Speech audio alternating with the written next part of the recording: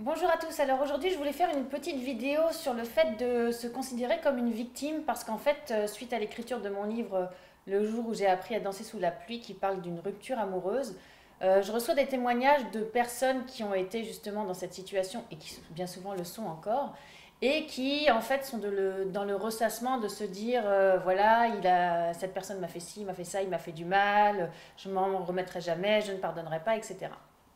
Et en fait, la réaction que j'ai par rapport à ça, et qui est un des conseils que donne le docteur Milko, qui est l'un des personnages principaux qui aide la jeune femme qui est victime d'une trahison de son mari à s'en sortir, c'est peut-être d'essayer de changer son regard et de se dire, au lieu de dire, d'alimenter en fait les reproches que l'on fait à la personne, c'est de se dire, bon ok, si j'ai attiré ça, qu'est-ce que ça renvoie chez moi? En fait, au lieu de dire, oui, il est méchant, il m'a trompé, il a eu telle attitude, il s'occupait pas de moi, etc. C'est de se dire, bon bah ok, mais pourquoi moi je suis restée dans la relation? Pourquoi j'ai attendu le point de non-retour? Qu'est-ce qui a fait que j'ai attiré ce type de relation à moi? Est-ce que peut-être cela veut dire que je ne m'estime pas suffisamment pour mériter de l'attention? Peut-être que si cette personne s'est comportée de cette façon avec moi, qu'est-ce que j'ai fait qui n'était pas forcément juste vis-à-vis de lui? En fait, c'est ça, c'est arrêter de se victimiser par rapport à la situation. Désolée pour le bruit, c'est ma chienne qui ronfle, ce n'est pas moi qui fait un bruit bizarre, mais si vous l'entendez, c'est elle qui dort profondément.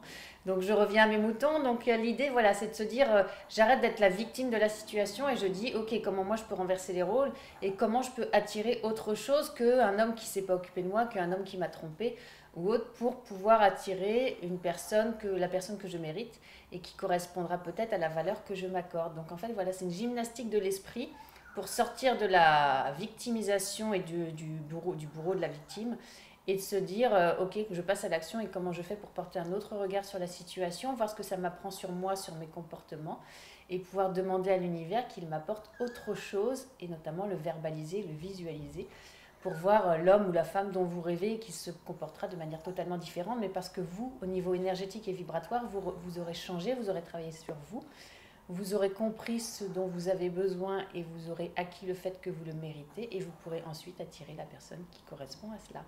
Voilà, c'était une des clés du livre. N'hésitez pas à le commander sur Amazon, à la Fnac, dans les librairies ou à me le demander, j'en ai un petit stock, je peux vous envoyer un exemplaire dédicacé. Il coûte 15 euros. Voilà, je vous embrasse très fort et je vous dis à très bientôt sur ma page Facebook Prête-moi ta plume, mon site madamebienet.com ou sur Facebook. À bientôt, merci beaucoup.